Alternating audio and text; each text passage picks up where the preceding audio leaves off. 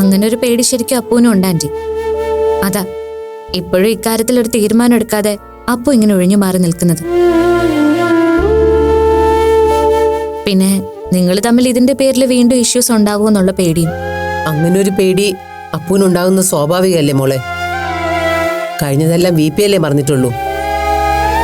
അപ്പൂന് അതൊന്നും വിചാരിച്ചാൽ കൂടി മറക്കാൻ കഴിയില്ലല്ലോ. അപ്പൂന് മാത്രമല്ല, എനിക്കും. ശരിക്കും പറഞ്ഞാൽ അപ്പു തിരിച്ചു വരുന്നതിൽ ഞാൻ അത്ര താല്പര്യം കാണിക്കാത്തത് VPയുടെ മനസ്സ് പൂർണ്ണമായിട്ടും പിടിയിട്ടാത്തത് കൊണ്ടുകൂടിയാ.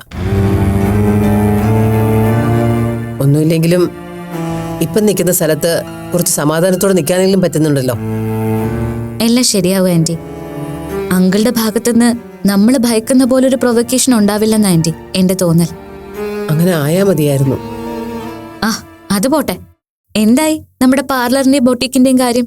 ഞാൻ അതറിയാനാ വന്നേ. എന്റെ മാളു, അങ്ങനെ ഒരു കാര്യം നിന്നോടും നന്ദനോടും പറഞ്ഞത് തന്നെ ഒരു അബദ്ധമായെന്ന് തോന്നുന്നു. നീയായിട്ട് വെറുതെ ഇങ്ങനെ ഒരു കാര്യം ഡിസ്കസ് ചെയ്തെന്ന് പറഞ്ഞപ്പോ തന്നെ നന്ദൻ അതിലും വലിയ ആവേശം. അയാൾ ഇതേപ്പറ്റി ഇങ്ങോട്ട് സൂചിപ്പിക്കാനിരിക്കുവായിരുന്നു അത്രേ. കണ്ടോ, വൈസ് മെൻ തിങ്ക് അലൈക്ക്. ബുദ്ധിമാന്മാർ ഒരേപോലെ ചിന്തിക്കുന്നു. ഇനിയിപ്പോ ആന്റി കൂട്ടുപിടിക്കുന്നതിന് നല്ലത് നന്ദൻ സാറിന്റെ കൂടെ കൂടി ഇതൊന്ന് നടപ്പിലാക്കുന്നതാ. ആന്റി ചുമ്മാ തണുത്ത് നിൽക്കുകയുള്ളൂ. എന്നാ ഞാനൊരു ഐഡിയ പറയട്ടെ. ഈ പദ്ധതി ഉപേക്ഷിക്കുന്ന കാര്യം ഒഴിച്ച് ആന്റിക്ക് എന്ത് ഐഡിയയും പറയാം. നീയും നന്ദനും കൂടെ പാർട്ട്ണർഷിപ്പിൽ ഈ സംരംഭം തുടങ്ങുന്നു. ഞാനൊരു സ്റ്റാഫായി കൂടിക്കൊള്ളാം. എന്തു പറയുന്നു?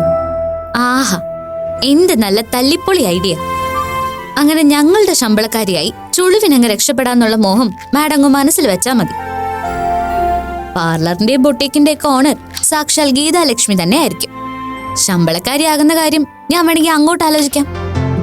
ആന്റിയുടെ കൂടെ ആവുമ്പോ ഡോക്ടറും ഡേസി ആന്റി ഒക്കെ സമ്മതിക്കുകയും ചെയ്യും. ഓഹോ, അപ്പൊ അതായിരുന്നു നിന്റെ മനസ്സിലിരിപ്പ്. അതിനാണ് നീ എന്നെ കൊണ്ട് സ്പീഡപ്പ് ആക്കാൻ നോക്കുന്നത് അല്ലേ? ആ, അങ്ങനൊരു ദുരുദ്ദേശം മനസ്സിലുണ്ടെന്ന് കൂട്ടിക്കോ. പക്ഷെ പ്രയോറിറ്റി ഗീത ആന്റിയെ എന്തിലെങ്കിലും എൻഗേജ്ഡ് ആക്കുക, അതിലൂടെ ഒരു വരുമാനം ഉണ്ടാക്കുക എന്നത് തന്നെയാ. അതെ, നമുക്ക് രണ്ടുപേർക്കും കൂടി പറ്റൊരു ബിൽഡിംഗ് നോക്കിത്തരാൻ നന്ദൻ സാറിന്റെ ഹെൽപ്പ് ചോദിച്ചാലോ? അതിന് പ്രത്യേകിച്ച് ചോദിക്കേണ്ട കാര്യമൊന്നുമില്ല. ബിൽഡിംഗ് നോക്കാൻ നന്ദനായിട്ട് ആളെ ഏർപ്പാട് ചെയ്യാന്ന് പറഞ്ഞിട്ടുണ്ട്. ആഹാ, അങ്ങനെ കാര്യങ്ങൾ നല്ല ഉഷാറായിട്ട് മുന്നോട്ട് പോട്ടെ. ഏറിയാൽ 1 മാസം, അതിനുള്ളിൽ നല്ല സ്റ്റൈലിനൊരു പാർലറും ബൊട്ടീക്കും. അതെ, ആദ്യം ഞാൻ എങ്ങനെയെങ്കിലും ഒരു പാർലർ സെറ്റ് ചെയ്തെടുത്തോട്ടെ. ബൊട്ടീക്കിന്റെ കാര്യമൊക്കെ അത് കഴിഞ്ഞിട്ട് ആലോചിക്കാം. ഇരുന്നിട്ട് വേണമല്ലോ കാല് നീട്ടാൻ. ശരി, അങ്ങനെയെങ്കിൽ അങ്ങനെ. അപ്പൊ ആദ്യം ഗീതാസ് മേക്ക് ഓവർ സ്റ്റുഡിയോ, അത് കഴിഞ്ഞ് ഒരു 3-4 മാസത്തിനകം ഗീതാസ് ഫാഷൻ ബൊട്ടീക്ക്. എപ്പിടി? മതി മതി, ഇപ്പൊ തന്നെ ഇതൊക്കെ മലർപ്പിടിക്കാരന്റെ സ്വപ്നമാവാതിരുന്നാ മതിയായിരുന്നു. ഒന്നുമില്ല ആന്റി, ആന്റി നോക്കിക്കോ. ഈ സ്വപ്നം നമ്മൾ ഏതാനും ദിവസങ്ങൾക്കുള്ളിൽ യാഥാർത്ഥ്യമാക്കിയെടുക്കാൻ പോവല്ലേ. അപ്പോ ബാക്കി കാര്യങ്ങൾ എങ്ങനെ വേണമെന്ന് ഞാനും നന്ദൻ സാറും കൂടി ആലോചിച്ചിട്ട് പറയാം. ഓക്കെ?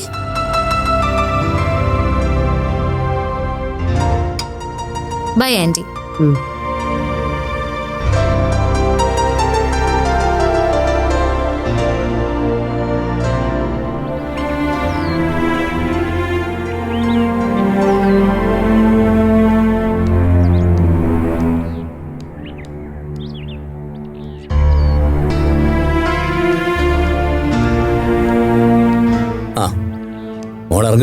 അതെ അങ്കിൾ.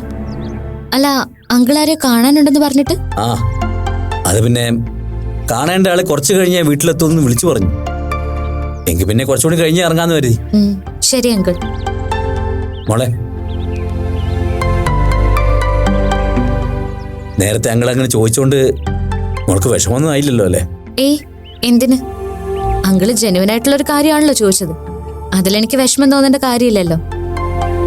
അല്ല, ഞാൻ അങ്ങനെ ചോദിച്ചെന്ന് കരുതി അപ്പൂന്റെ കാര്യത്തില് എനിക്കൊരു ഡബിൾ മൈൻഡ് ആണെന്ന് നീ വിചാരിക്കരുത് കേട്ടോ. അങ്കിൾ അപ്പൂനോട് അങ്ങനെ പറഞ്ഞത് 100% സിൻസിയർ ആയിട്ട് തന്നെയാ. സത്യത്തിൽ അമ്പിവാമൻ വാടകയ്ക്കെടുത്ത് ആ വീട്ടിൽ ചെന്ന് അപ്പൂന് അങ്ങനെ ഒരു അവസ്ഥയെ കണ്ടപ്പോ ശരിക്കും എന്റെ മനസ്സ് തകർന്നു പോയി മോളെ. അതിന് അപ്പൂനവിടെ കുഴപ്പമൊന്നുമില്ലല്ലോ അങ്കിൾ. അമ്പിമാമനും പിന്നെ ആ കൂടെയുള്ള ആയയും അപ്പൂന് നന്നായിട്ട് കെയർ ചെയ്യുന്നുണ്ട്. അതുകൊണ്ടല്ലേ അപ്പൂന് ഇത്ര പെട്ടെന്ന് റിക്കവർ ചെയ്യാൻ പറ്റിയത്? ഏയ്, ഞാൻ ട്രീറ്റ്മെന്റിനെയോ അവിടുത്തെ സൗകര്യത്തെ പറ്റിയോ അല്ല മോളെ പറഞ്ഞത്. അപ്പുവിന്റെ അവസ്ഥയുടെ കാര്യമാണ്. അച്ഛനും അമ്മയൊക്കെ ഉണ്ടായിട്ടും ഒരു അനാഥ കുട്ടിയെ പോലെ ആരുടെയൊക്കെയോ സഹായം സ്വീകരിച്ച് അവിടെ കഴിയേണ്ടി വരുന്നൊരു ദയനീയ സിറ്റുവേഷൻ ഉണ്ടല്ലോ, അതിനെക്കുറിച്ചാണ് ഞാൻ പറഞ്ഞത്. മോളിപ്പോൾ ചിന്തിക്കുന്നുണ്ടാവും ഇതിനൊക്കെ കാരണക്കാരൻ ഞാനും ഗീതയും തന്നെയല്ലേ എന്ന്. പ്രത്യേകിച്ചും ഞാൻ. പോട്ടെ അങ്കിൾ, അതൊക്കെ കഴിഞ്ഞ കാര്യങ്ങളല്ലേ. ഇനിയിപ്പോൾ അതൊക്കെ ആലോചിച്ച് മനസ്സ് വിഷമിപ്പിക്കുന്ന എന്തിനാ? ആലോചിച്ച് സങ്കടപ്പെടാൻ എനിക്കതൊന്നും ഓർമ്മയില്ലല്ലോ മോളെ. ശരിയാണ്, അപ്പുവിൻ്റെ നിലപാട് അറിഞ്ഞപ്പോൾ അന്നൊക്കെ വളരെ ക്രൂവലായിട്ടാവും ഞാൻ അവളോട് റിയാക്ട് ചെയ്തിട്ടുണ്ടാവുക. എന്നെപ്പോലൊരു വ്യക്തിക്ക് സ്വന്തം മകളെ അങ്ങനെ ഒരു അവസ്ഥയിൽ സങ്കല്പിക്കാൻ പോലും കഴിയില്ല. കുറച്ചൊക്കെ എന്നിലെ പ്രജുഡിസ്റ്റും അതിനൊരു കാരണമായിരിക്കാം. പക്ഷെ മോളെ, അവളെ അങ്ങനെ കാണാൻ ആഗ്രഹിക്കാത്തത് ഞാൻ മാത്രമല്ലല്ലോ. അപ്പുവായി ബന്ധപ്പെട്ട് നിൽക്കുന്ന എല്ലാവർക്കും അവളെ അപൂർവയായി കാണാൻ തന്നെ ആയിരുന്നില്ല ഇഷ്ടം. നിനക്ക് പോലും അപ്പുവിൻ്റെ ഈ മാറ്റം ഇപ്പോഴും മനസ്സുകൊണ്ട് ഉൾക്കൊള്ളാനായിട്ടില്ലല്ലോ. ഞാൻ മാത്രം അത് ഉറക്കെ പറയുകയും എതിർക്കുകയും ചെയ്തു. എൻ്റെ ഒപ്പം അന്ന് എല്ലാവരും ഉണ്ടായിരുന്നെങ്കിൽ ഒരുപക്ഷെ അപ്പോൾ ഈ തീരുമാനത്തിൽ നിന്ന് പിന്മാറുമായിരുന്നു. ഇല്ല അങ്കിൾ, അതൊരിക്കലും സംഭവിക്കായിരുന്നില്ല. അങ്കിള് മാത്രമല്ല, ഗീതാന്റെയും ഞാനും എല്ലാവരും അപ്പൂനെ ഈ തീരുമാനത്തിൽ നിന്ന് മാറ്റിയെടുക്കാൻ മാക്സിമം ശ്രമിച്ചതാ. പക്ഷെ അതൊന്നും അപ്പു കേൾക്കാൻ തയ്യാറായിരുന്നില്ല. അങ്ങനെ മാറേണ്ടി വന്നതിൽ അപ്പൂന് നല്ല വിഷമമുണ്ടായിരുന്നു. പക്ഷെ അപ്പൂന്റെ മുൻപിൽ മറ്റു ഓപ്ഷൻസ് ഒന്നും ഉണ്ടായിരുന്നില്ല. ആ മനസ്സു ശരീരവും ഒരാണായി മാറാൻ അത്രമേൽ ആഗ്രഹിക്കുന്നുണ്ട് ഇപ്പോഴും.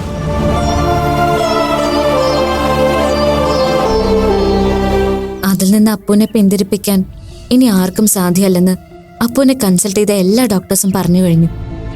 അതുകൊണ്ടാ ഗീതാന്റിയും ഞാനും ഒക്കെ ഒടുവിൽ അപ്പൂന്റെ ആഗ്രഹത്തിനൊപ്പം നിൽക്കാന്ന് വെച്ചത്. ഇനി അങ്കിളും കൂടി അപ്പൂനെ അക്സെപ്റ്റ് ചെയ്താൽ ഇപ്പൊ അപ്പു നേരിടുന്ന എല്ലാ പ്രശ്നങ്ങൾക്കും ഒരു പരിധിവരെ പരിഹാരമാവും. ഞാൻ അക്സെപ്റ്റ് ചെയ്യാൻ തയ്യാറാണെന്ന് പറഞ്ഞു കഴിഞ്ഞല്ലോ മാളു. പക്ഷേ എല്ലാവരും പരാജയപ്പെട്ടെടുത്ത് ഒരു ശ്രമം കൂടി നടത്തി നോക്കാൻ ഒരവസരം, അതേ ഞാൻ ആവശ്യപ്പെടുന്നുള്ളൂ. അതൊരു അച്ഛൻ എന്ന നിലയിൽ മാത്രമല്ല, ഒരു മോട്ടിവേറ്റർ അല്ലെങ്കിൽ ഒരു ക്രൈസിസ് മാനേജ്മെന്റ് എക്സ്പെർട്ട് എന്ന നിലയിലും എനിക്കതിൽ ശ്രമിക്കാവുന്നതല്ലേ ഉള്ളൂ. അത് വിജയിച്ചാൽ നമുക്ക് നമ്മുടെ പഴയ അപ്പുവിനെ തിരിച്ചു കിട്ടില്ലേ മോളെ? അങ്കിൾ, അത് മോള് പേടിക്കണ്ട. എന്റെ ശ്രമം വിജയിക്കില്ല എന്ന് ഞാൻ തിരിച്ചറിയുന്ന ആദ്യത്തെ നിമിഷം ഞാൻ അതിൽ നിന്ന് പിന്മാറും. പക്ഷേ ഞാനിങ്ങനെ ഒരു അറ്റംപ്റ്റിന് തയ്യാറാവുന്ന കാര്യം മോളൊരിക്കലും അപ്പുവിനോട് പറയരുത്. അങ്കിളോട് സ്നേഹമുണ്ടെങ്കിൽ. അല്ല, മോളുടെ അപ്പുവിനെ, പഴയ അപ്പുവിനെ ഇപ്പോഴും നിനക്ക് ഇഷ്ടമാണെങ്കിൽ. ഓക്കെ? എന്ന് ഞാൻ പോട്ടെ അങ്കിൾ. ശരി മോളെ, പോയിട്ട് വാ. ഞാനും ഇറങ്ങാ.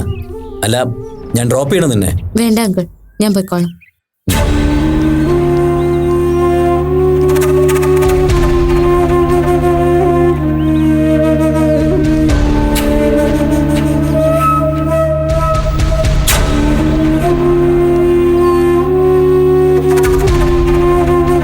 മാളുവിനോട് പറഞ്ഞത് തനിക്കും ബാധകമാണ്. ഒരു സ്മാർട്ട് മദർ കളിച്ച് മുന്നിലുള്ള ആകെ ഒരു അവസരം കൂടി നഷ്ടമാക്കരുത് പ്ലീസ്.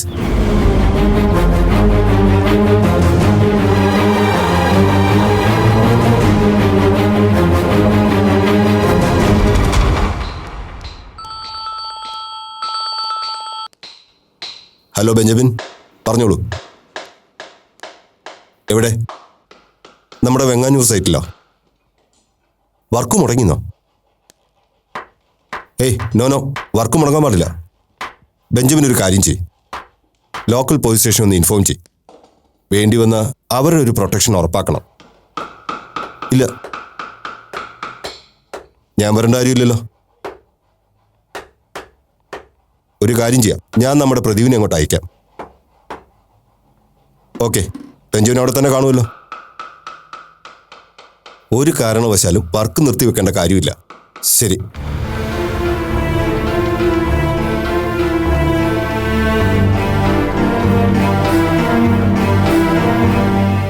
ആ പ്രദീപേ, അത്യാവശ്യമായിട്ട് വെങ്ങാനൂർ സൈറ്റിലേക്ക് ഒന്ന് പോകണം. അവിടെ ലോക്കൽസുമായിട്ട് ഒരു ഇഷ്യൂ നടക്കുന്നുണ്ട്. എന്തോ ഡ്രെയിനേജ് പ്രശ്നമാണെന്ന് തോന്നുന്നു. നമ്മുടെ ഭാഗത്തുനിന്ന് ന്യായമായി എന്തെങ്കിലും ചെയ്യേണ്ടതുണ്ടെങ്കിൽ അത് ചെയ്തിരിക്കുന്ന അവർക്ക് ഉറപ്പ് കൊടുക്കുക. അതിൻ്റെ പേര് വർക്ക് സൈറ്റിൽ പ്രശ്നം ഉണ്ടായിരുന്നു പ്രത്യേകം പറയണം. അതവിടെ ഏതോ ലോക്കൽ നേതാവ് ഫണ്ട് ചോദിച്ചെന്നോ അത് കൊടുക്കാൻ പറ്റില്ല എന്ന് പറഞ്ഞതിൻ്റെ ഇഷ്യൂ ഒക്കെയാണ്. അല്ല, അതൊരു ക്ലയൻറ്റുമായിട്ട് ആയിക്കോട്ടെ. നമ്മുടെ വർക്കിനെ ഡിസ്റ്റർബ് ചെയ്യരുത്. പ്രദീപ് ആ രീതിയിലും സംസാരിക്കാം. വേണ്ടി വന്നാൽ പോലീസിന്റെ സഹായം തേടിക്കും. ഞാൻ വരേണ്ട കാര്യമുണ്ടെങ്കിൽ വരാം. ഓക്കെ. ആ, താമസിക്കണ്ട, വേഗം ആയിക്കോട്ടെ. ശരി.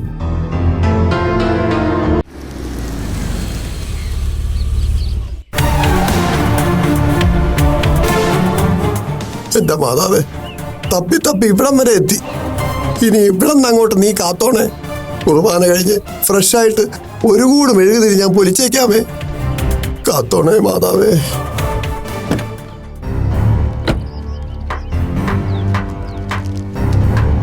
അനിയ, നിന്റെ മുതലാളി ഇവിടെ ഉണ്ടോ?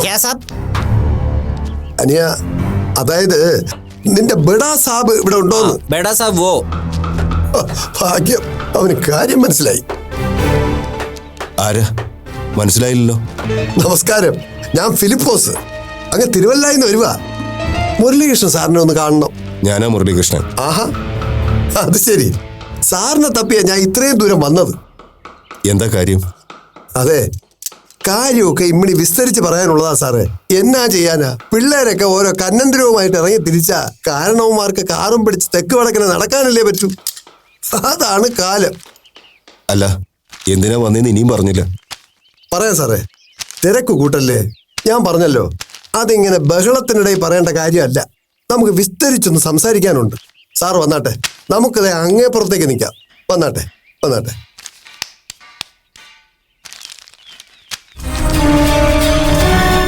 നമുക്ക് ഇവിടെ നിൽക്കാം സാറേ. ഇവിടെ ആവുമ്പോ വലിയ ഒച്ചയും ബഹളവും ഒന്നുമില്ല. കാര്യങ്ങൾ നല്ല വെടിപ്പായിട്ട് അങ്ങോട്ടും ഇങ്ങോട്ടും പറയുകയും ചെയ്യാം. അതോ ഇനി നമുക്ക് എവിടെയെങ്കിലും സ്വസ്ഥമായിട്ടിരുന്ന് സംസാരിച്ചാലോ, ദേശം പിടിപ്പിച്ചോണ്ട്? അതിൻ്റെ ഒന്നും ആവശ്യമില്ല. നിങ്ങൾ എന്തിനാ വന്നേന്ന് ആദ്യം പറയൂ. പറയാം. ഞാനേ ആകെ ഒരു കെണിപ്പെട്ട് കിടക്കുക.